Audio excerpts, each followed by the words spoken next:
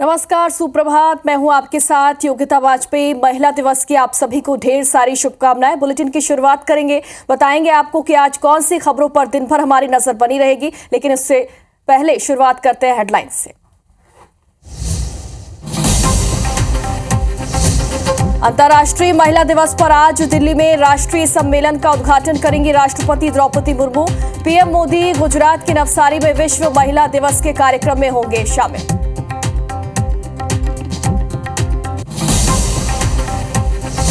अंतर्राष्ट्रीय महिला दिवस पर एमपी की लाडली बहनों को मिलेगी 22वीं किश्त की सौगात। छत्तीसगढ़ में भी जारी होगी महतारी वंदन योजना की 13वीं किश्त।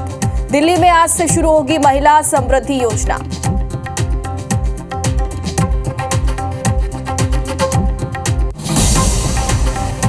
भोपाल के वीआईपी रोड पर हाई वोल्टेज ड्रामा। युवती को बीच सड़क पर प्रेमी ने जड़े थप्पड़। किसी और लड़के के साथ घूमने से था नाराज।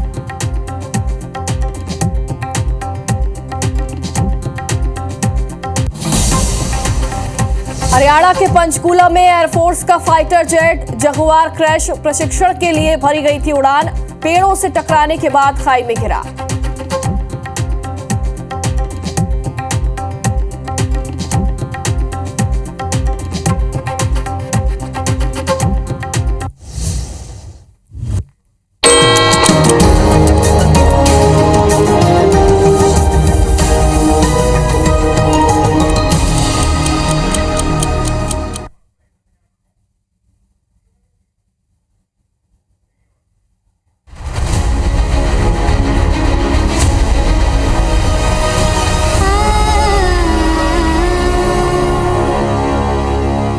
IBC 24 के सभी दर्शकों को मेरा और मेरी महिला सहयोगियों के साथ महिला दिवस की बहुत बहुत शुभकामनाएं।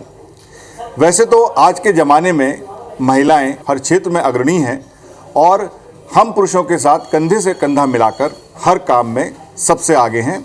और मेरा तो ये मानना है कि जिस काम में महिला आगे हो वो काम बेहतर होता है, क्योंकि उनको भगवान ने बनाया इस तरीके से है कि वो जो काम करती हैं परफेक्ट तरीके से करती हैं, बल्कि हम सबको भी महिलाओं ने ही बनाया है। तो इस बार IBC 24 एक एक्सपेरिमेंट कर रहा है कि आज के दिन जो भी खबरें चैनल पे चलेंगी, जो भी स्टोरीज आप देखेंगे, वो जो भी आप एंकर देखेंगे, वो सब महिलाएं होंगी। यहाँ तक कि एक डेजिग्नेटेड संपादक भी एक महिला ही होगी, जो पूरे दिन भर की खबरों को डिसाइड करेगी कि आज चैनल पर क्या चलेगा।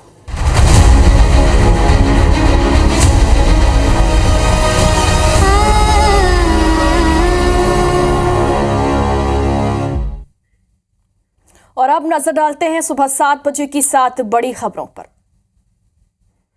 दिल्ली में महिला दिवस पर राष्ट्रीय सम्मेलन का आज आयोजन किया गया है, तो वहीं गुजरात के नवसारी में पीएम मोदी का आज दौरा है। उनके दौरे का आज दूसरा दिन है। एमपी में आज लाडली बहनों को 22वीं किश्त जारी की जाएगी। छत्तीसगढ़ में भी महतारी वंदन योजना की 13वीं किस्त जारी होगी और आज से दिल्ली महिला समृद्धि योजना जो है वो शुरू होने वाली है। वायुसेना का AN-32 विमान बागडोगरा में क्रैश हो गया है। पाकिस्तान ने 83 आतंकी समूहों की फंडिंग रोक दी है। शुरुआत करते हैं छत्तीसगढ़ से एक बड़े अपडेट के साथ। आज महतारी वंदन योजना की जो किस्त है वो जारी होने वाली है। कार्यक्रम में सीएम विष्णुदेव साय शामिल होंगे। महतारी वंदन योजना की 13वीं किस्त आज जारी होने वाली है। सीएम विष्णुदेव साय जो है वो राशि ट्रांसफर करेंगे। साइंस कॉलेज मैदान में कार्यक्रम रखा गया है। सीएम साय सम्मान सुविधा प्रणाली का भी शुभारंभ करेंगे। आंगनबाड़ी कार्यकर्ताओं के मानदेय का भुगतान किया जाएगा। तो आज महिलाओं के लिए बेहद ही खास दिन है। आज आंगनबाड़ी कार्यकर्ताओं के मानदेय का भुगतान भी किया जाएगा और साथ ही महतारी वंदन योजना की 13वीं किस्त भी आज जारी होगी। साइंस कॉलेज मैदान में कार्यक्रम रखा गया है, जहां सीएम विष्णुदेव साय शामिल होंगे।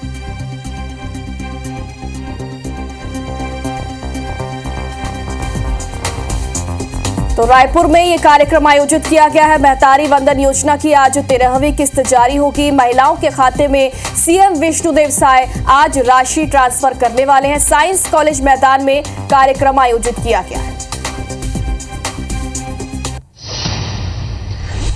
और इसके साथ ही मध्य प्रदेश की लाडली बहनों को भी आज सौगात मिलने वाली है। अंतर्राष्ट्रीय महिला दिवस के मौके पर लाडली बहनों को सौगात मिलेगी। आज लाडली बहनों के खाते में 22वीं किस्त जारी होगी। सीएम डॉक्टर मोहन यादव लाडली बहनों के खातों में ये राशि ट्रांसफर करेंगे। 1,27,00,000 लाडली बहनों के खाते में 1,552 करोड़ रुपए ट्रांसफर होंगे। कुशाभाऊ ठाकरे सभागार में राज्य स्तरीय कार्यक्रम का आयोजन किया गया है। उत्कृष्ट कार्य करने वाली महिलाओं का भी आज सम्मान होगा। चूंकि आज महिलाओं के लिए खास दिन है, अंतर्राष्ट्रीय महिला दिवस के इस खास मौके पर मध्य प्रदेश और छत्तीसगढ़ में महिलाओं को सौगात मिलने वाली है। छत्तीसगढ़ में महतारी वंदन योजना की किस्त जारी होगी, तो वहीं मध्य प्रदेश में लाडली बहनों को आज सौगात मिलेगी। 22वीं किस्त जारी होगी।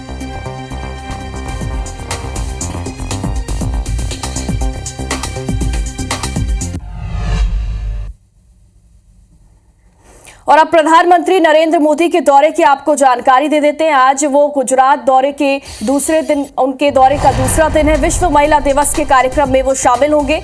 गुजरात के नवसारी में जनसभा को संबोधित करेंगे। पीएम की सुरक्षा में सिर्फ महिला पुलिसकर्मी ही तैनात रहेंगी। लखपति दीदियों को आज प्रधानमंत्री नरेंद्र मोदी सम्मानित करने वाले हैं। 5 लखपति दीदियों को प्रमाण पत्र देकर सम्मानित किया जाएगा। लेकिन देखिए, चूंकि आज महिलाओं के लिए खास दिन है, तो इसीलिए आज प्रधानमंत्री नरेंद्र मोदी की सुरक्षा में जो सुरक्षाकर्मी हैं जो तैनात रहेंगे वो भी महिलाएं होंगी। और साथ ही साथ आज लखपति दीदियों को भी सौगात मिलेगी।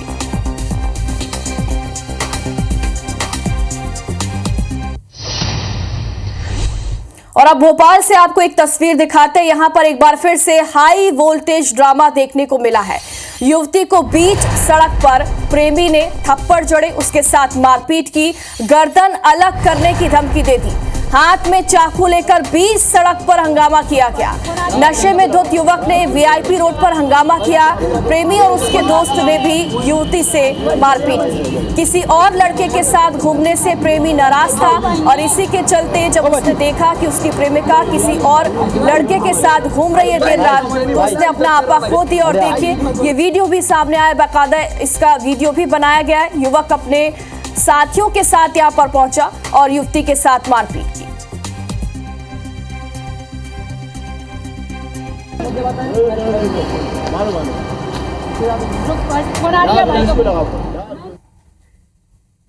तो वहीं सागर में महिला सरपंच के घर पर हमला हुआ। देर रात पूर्व सरपंच के परिवार ने हमला किया।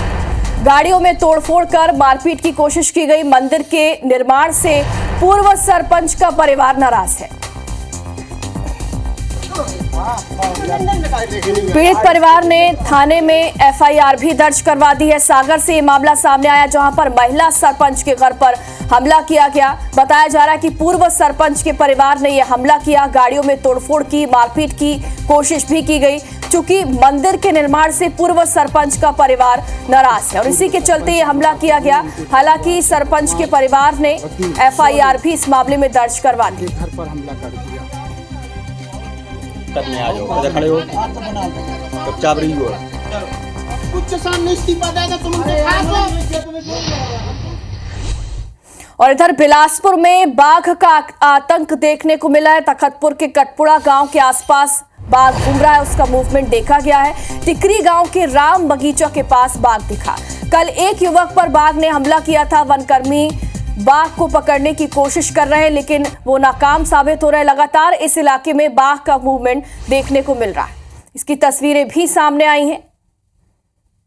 बिलासपुर में देखिए, ये बाघ के आतंक की तस्वीरें हैं। कटपुड़ा गांव के आसपास ये बाघ घूम रहा है। ग्रामीणों में दहशत का माहौल बना हुआ है। कई लोगों पर ये बाघ हमला भी कर चुका है। वनकर्मी लगातार इसे पकड़ने की कोशिश भी कर रहे हैं, लेकिन उसके बावजूद भी उसे पकड़ने में नाकाम साबित हो रहे हैं। हालांकि वनकर्मियों ने ग्रामीणों को सतर्क किया है, अलर्ट रहने की उन्हें हिदायत दी गई। बहुत हैवी है बॉस, ये देख। और शुक्रवार को एक दिन में वायुसेना के 2 विमान क्रैश हो गए। पश्चिम बंगाल के बागडोगरा में वायुसेना का AN-32 ट्रांसपोर्ट एयरक्राफ्ट आपात लैंडिंग के दौरान क्रैश हो गया। वायुसेना के अधिकारियों के मुताबिक विमान में सवार सभी क्रू मेंबर्स सुरक्षित हैं।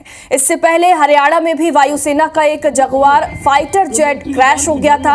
हादसे में पायलट ने समय रहते पैराशूट से सुरक्षित इजेक्ट कर लिया। पुलिस अधिकारियों की माने तो पायलट ने सूझबूझ दिखाई और विमान को आबादी वाले इलाके से दूर ले जाकर क्रैश कराया, जिससे जमीन पर किसी तरह की जान माल की हानि नहीं हुई। वायुसेना ने हादसे के कारणों की जांच के लिए कोर्ट ऑफ इंक्वायरी के आदेश दे दिए। मिलिट्री को जांच दिख गया भी हाँ जंगलवा तो जांच चला लग रहा भाई।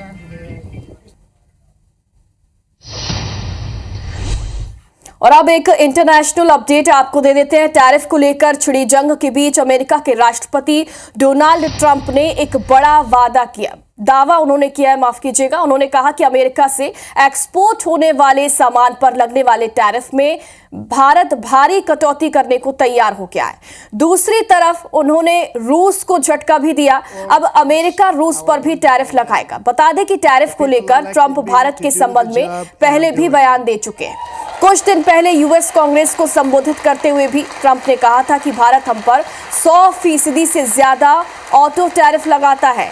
शुक्रवार को अमेरिकी राष्ट्रपति ने कहा कि कनाडा में लकड़ी पर टैरिफ बहुत ज्यादा है। रेसिप्रोकल टैरिफ को लेकर जल्द ही कुछ किया जाएगा। इसके बाद ट्रंप ने कहा कि भारत अमेरिकी सामान पर टैरिफ घटाने को राजी हो गया है। To restore common sense, safety, optimism, and wealth all across our wonderful land. The people elected me to do the. और पाकिस्तान के पंजाब प्रांत की सरकार ने 83 आतंकी समूहों की फंडिंग पर रोक लगा दी है। इसमें मुंबई आतंकी हमले का मास्टरमाइंड हाफिज सईद का संगठन जमात उद दावा और फलाह-ए-इंसानियत फाउंडेशन भी शामिल है। 26/11 मुंबई आतंकी हमले में 166 लोगों की मौत हुई थी। पाक सरकार ने लोगों से आग्रह किया कि रमजान और ईद के दौरान इन संगठनों को किसी भी तरह से सहायता या दान ना करें। आतंकी संगठनों को दान करने पर कानून के तहत सजा उसे माना जा रहा है और सजा भी दी जाएगी। ये फैसला अंतर्राष्ट्रीय दबाव के चलते लिया गया।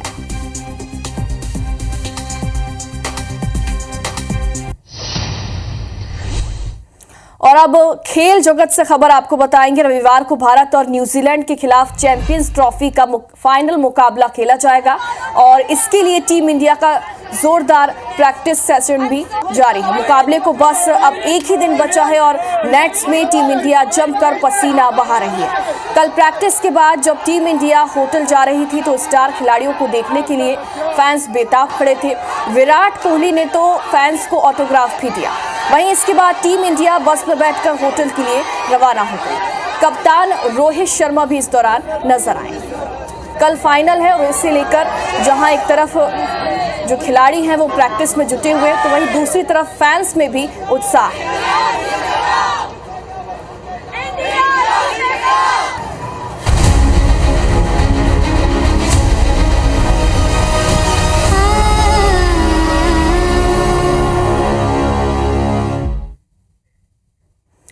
महिलाओं को यूं तो आगे बढ़ने के कई मौके मिलते हैं, लेकिन कुछ फील्ड ऐसी होती है जहां मौके छीनने पड़ते हैं और ऐसे ही कुछ मौके भिलाई शहर की लेडीज लोको पायलट ने छीने। छत्तीसगढ़ की पहली महिला पायलट प्रतिभा बनछोड़ हो या फिर धनलक्ष्मी देवांगन या फिर असिस्टेंट लोको पायलट रजनी नायक या इन जैसी दर्जनों महिला लोको पायलट आज अपने काम की वजह से अलग पहचान बना चुकी हैं। देखिए अंतर्राष्ट्रीय महिला दिवस पर लोको पायलट की जुबानी, उनकी अपनी कहानी।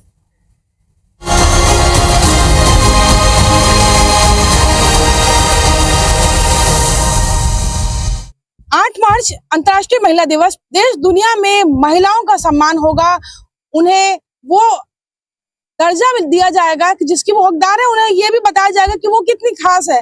लेकिन महिलाओं के लिए हर दिन खास होता है। आप हर उस महिला के लिए वो सम्मान दे सकते हैं जो अपनी फील्ड में बेस्ट करती है। फील्ड ऐसी कि जहां पर पुरुष काम करने से भी थोड़ा सा कतराते हैं और वो अपनी काफी मेहनत के जरिए वो आगे आती है। और ऐसी एक फील्ड है लोको पायलट की। जी हाँ, जब आप पटरियों पर ट्रेन को चलते हुए देखते हैं तो आपको कभी अंदाजा भी नहीं होता कि जिस ट्रेन में आप बैठे हैं उसे एक महिला पायलट चला रही है। तो ऐसे ही लोको पायलट की कहानी हम आपको दिखाते हैं इस खास प्रस्तुति में।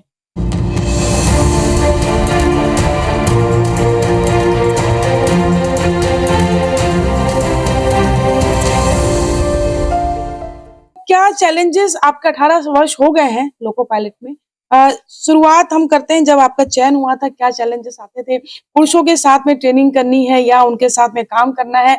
कई साथ भी देते हैं, कई आपको उपेक्षित भी करते हैं, कई पीछे करने की भी कोशिश करते। चैलेंजेस क्या होते हैं आप लोगों को? नहीं, सबसे पहले तो मैं बोलूँगी हाँ चैलेंजेस, पर स्टार्टिंग में ये था ना कि हम लोग को वॉशरूम जाने का प्रॉब्लम, और बच्चे छोटे हैं तो वर्किंग लंबा होता था, उसमें एडजस्ट करना वो ज़्यादा भारी पड़ता था। बाकी तो वर्किंग ठीक है जैसा भी है, पर ये जो लंबी ड्यूटी है उसमें वो ज़्यादा हम लोग को प्रॉब्लम करती है। आप ने ये फील्ड चुनी अपनी मर्जी से, आपने चुना ये कि क्या उस समय क्रेज था कि हाँ लोको पायलट ही बनना है? नहीं, ऐसा मेरा कुछ ये नहीं था कि लोको पायलट ही बनना। मेरा एक टारगेट था कि मुझे हाउसवाइफ से वर्किंग वाइफ बनना है, ताकि मैं बच्चों का फ्यूचर ज़्यादा अच्छा से कर सकूँ, अपने अनुसार डिसीजन ले सकूँ। क्योंकि हाउसवाइफ होके मैं डिसीजन नहीं ले पा रही थी। बस मेरा यही टारगेट था कि कुछ करना है ताकि मैं बच्चों को कुछ अच्छा कर सकूँ। अपने बच्चों के लिए वर्क करने की सोची। और जिस तरीके से आप जब गुड्स ट्रेन चलाती हैं, गुड्स ट्रेन के कोई ऐसे अनुभव आपकी शेयर करना चाहे जो महिलाओं को बिल्कुल सुनने लायक हो? मैं खड़गपुर में ट्रेनिंग की हूँ 2006 में, और उसके बाद हमारा नागपुर में पोस्टिंग हुआ। नागपुर में पोस्टिंग होने के बाद मैं नैरोगेज के लिए नैनपुर चले गए। नैनपुर में शायद मैं पहली महिला थी जो एशिया का पहला ट्रेन चलता, सतपुड़ा एक्सप्रेस। तो मैं जिस ट्रेन में जा रही थी वो स्टेशन मास्टर, वहाँ के पब्लिक पहले से अनाउंस हो जाता, देखो देखो एक महिला आ रही है, लोको पायलट असिस्टेंट आ रही करके। तो जैसे पिंजड़ा में कैद रहता है ना शेर, तो उसको देखने के लिए जाते हैं। बस उसी तरीके से मेरे को, मतलब 2-4 दिन लोग ने देखे तो मेरे को भी थोड़ा अजीब सा लगता था कि ये क्या हो रहा है करके। कहा कि वो पहली ट्रेन है एशिया की जो वहाँ सतपुड़ा में चलती है, तो क्या उसकी खासियत क्या है? वो पहला ट्रेन था ना, मतलब एशिया के नाम से पहला ट्रेन वही चला है, सतपुड़ा एक्सप्रेस करके, जो अंग्रेज के जमाने से चला है वो सतपुड़ा एक्सप्रेस था। वहां कोई था नहीं, तो मैं फर्स्ट टाइम गई, तो लोगों के लिए थोड़ा सा मही अजूबा थी कि बोले ये कैसे आ गई, ये कौन आ गई। ऐसे भी हालात होते हैं कि जब आप कुछ अलग करने निकलते हैं तो लोगों के बीच में आप भी आकर्षण का केंद्र होते हैं, चाहे वो किसी भी रूप में हो।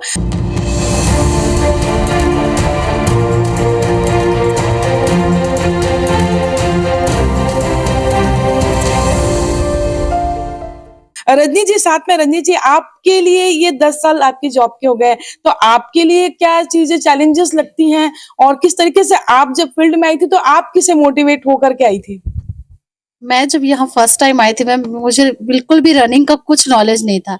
एक्चुअली में मेरे फादर रेलवे में थे, तो मैं भी चाहती थी कि मेरी भी नौकरी रेलवे में हो, बट मैं ये नहीं चाहती थी कि मैं लोको पायलट बनूं। मतलब मेरा ऐसा कुछ नहीं था, मुझे मेरे माइंड में नहीं था कि मैं लोको पायलट बनूंगी। सडनली मैंने एग्जाम दिया और सिलेक्शन हो गया और मैं अपने गांव की फर्स्ट एएलपी बनी। मैं देव बलौदा से हूँ, जस्ट चरोदा के नियर अबाउट है, देव बलौदा करके गांव है, छोटा सा गांव है, तो मैं वहां से हूँ और वहां की मैं पहली एएलपी हूँ, लड़की में मैं पहली एएलपी हूँ। तो जैसे आप पहली महिला लोको पायलट है अपने गांव की, तो जब आपका चयन हुआ था तो आपके गांव में, जैसे मैम ने कहा कि उन्हें देखने के लिए लोग बिल्कुल देखते थे, तो आपके साथ कैसा हुआ? मैम एक्चुअली मैं ज्यादा घर से बाहर नहीं निकलती थी, लेकिन मेरे लिए वो एक प्राउड मोमेंट था कि मेरे फादर जहां भी जाते थे गांव के, मतलब आप देखोगे जो पापा को मिलते थे वो मेरे फादर को बोलते थे कि आपकी बेटी लोको पायलट में सिलेक्शन हो गया, आपकी बेटी एएलपी बन गई। तो मेरे फादर बहुत खुश थे और उनको खुश देखकर मैं बहुत खुश थी। यही होता है कि बेटियों के लिए गर्व की बात है कि पापा अगर खुश हैं तो उनके लिए इससे बड़ी गौरव की बात कुछ हो नहीं सकती। रजनी, आपका क्या एक्सपीरियंस रहा है? कई बार ट्रेन आप लोग लेके जाते हैं, कई बार सिग्नल नहीं है, आउटर में रुकना है, जंगल एरिया है, तो बहुत सारी फिजिकली दिक्कतें भी आती हैं आप लोगों के साथ में, तो कैसे चैलेंजेस रहते हैं? मैम जैसे वॉशरूम लोको में वॉशरूम तो रहता नहीं है मैम, तो सबसे बड़ा चैलेंजेस जो रहता है वो वॉशरूम का है, क्योंकि अगर हम वॉशरूम रोकते हैं तो बहुत सारी प्रॉब्लम्स क्रिएट होती है। तो मैम वो सबसे बड़ा चैलेंज है वॉशरूम का।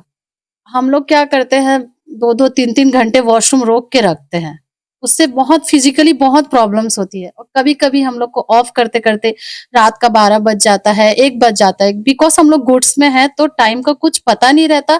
हम लोग घर से तो निकलते हैं टाइम पर, लेकिन कब घर आएँगे ये नहीं पता रहता। तो छोटे बच्चों को छोड़कर जाना, छोटे बच्चे जो फिर लगता होगा कि बिल्कुल घर कब पहुँचूँ, मेरे छोटे बच्चे से कब मिलूँ, उसको मैं कब टाइम दूँ, ये थोड़ा चैलेंजिंग है मैम। ये चैलेंजिंग है जॉब में। ये तो लगभग मदर्स जब छोटे बच्चे होते हैं लगभग वो मदर के लिए सब जगह चैलेंजिंग होता है। लेकिन जब आप काम करने के लिए जब आई हैं आप, तो काम में कई ऐसे लोग भी होंगे जो आपको बहुत मोटिवेट किए होंगे, कई ऐसे हैं डिमोरलाइज किए होंगे किस तरीके से, तो वो आपका कोई ऐसा पल, कोई अनुभव आप साझा करना चाहें? जब मैं यहाँ फर्स्ट टाइम आई थी मैम, तो मैं गर्ल्स हूँ करके मुझे 3 लोगों ने रिजेक्ट किया था कि मैं अपने साथ गर्ल्स को लेके नहीं जाऊँगा। उनकी भी कोई गलती नहीं थी, एक्चुअली क्या गर्मी का मौसम था और वो लोग मीन्स गर्मी में क्या करते हैं लड़के शर्ट खोल के बैठते हैं। तो मुझे ले जाते तो वो लोग अनकंफर्टेबल होते। तो इसलिए ना मुझे रिजेक्ट किया गया था कि मैं गर्ल्स के साथ नहीं जाऊँगा करके। एक के पीछे एक 3 लोग रिजेक्ट किए थे। तो फिर ना मैम मुझे बहुत बुरा लगा था कि मैं लड़की हूँ तो इसलिए मुझे रिजेक्ट किया जा रहा है। शायद मैं लड़का होती तो अच्छा होता। फिर दूसरे दिन मुझे फीलिंग आई कि नहीं मैं लड़की हूँ और यही अच्छा है कि मैं लड़की हूँ और मैं ये कर पा रही हूँ। जब आपको पहली बार आपको ड्यूटी लगी और किसी ने तो एक्सेप्ट किया होगा कि हाँ मेरे साथ चलिए अब। हाँ, बिल्कुल मैम। अगर आपको एक रिजेक्ट करने वाले होते हैं तो 100 लोग आपको मोटिवेट करने वाले होते हैं, सेलेक्ट करने वाले होते हैं। जिस टाइम मुझे रिजेक्ट किया गया था ना मुझे बहुत बुरा लगा था, मैं बहुत रोई थी और मैम मेरा सपोर्ट किए थे कि नहीं रजनी ऐसे यही एक अच्छी बात है कि अगर हम महिलाएं एक दूसरे का साथ दें, एक दूसरे का सपोर्ट करें, तो हमें कोई भी बिल्कुल डिमोरलाइज नहीं कर सकता, हमें कोई भी आगे बढ़ने से नहीं रोक सकता। तो मैम आप सीनियर हो चुकी हैं, जैसे रजनी ने बताया कि आप लोग काफी साथ दिए, तो चीजें कहीं ना कहीं आप लोगों ने भी चीज फेस की होगी। तो आने वाले जैसे कोई अगर गर्ल्स आना चाहे इस लोको पायलट वाली फील्ड में, तो क्या सजेशन देना चाहेंगे? अगर उसको लोको पायलट का वर्किंग मालूम है तो बिल्कुल आ सकती है।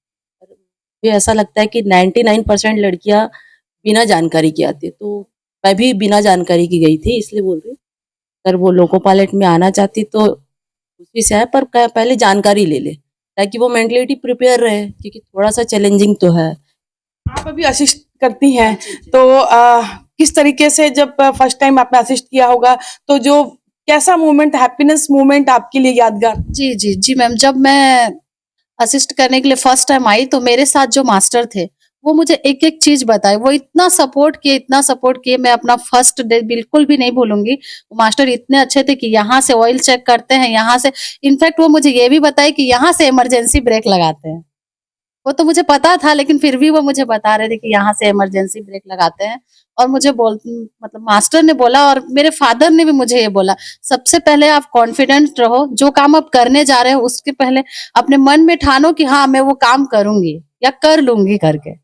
अपनी ममता, क्षमता और शक्ति स्वरूपा ये महिलाएं हर क्षेत्र में अपना परचम लहरा रही हैं। और आपने देखा कि जो लोको पायलट है, सेकंड लोको पायलट है, उनके लाइफ में कितने चैलेंजेस होते हैं, उन्हें काम करने में कितनी दिक्कतें आती है, लेकिन वो उन दिक्कतों को पार करते हुए, अपने सपनों को पूरा करते हुए, अपने उन क्षमताओं को बिल्कुल प्रूफ करती है कि वे महिलाएं जरूर हैं लेकिन काम हर वो कर सकती है जो पुरुष करते हैं।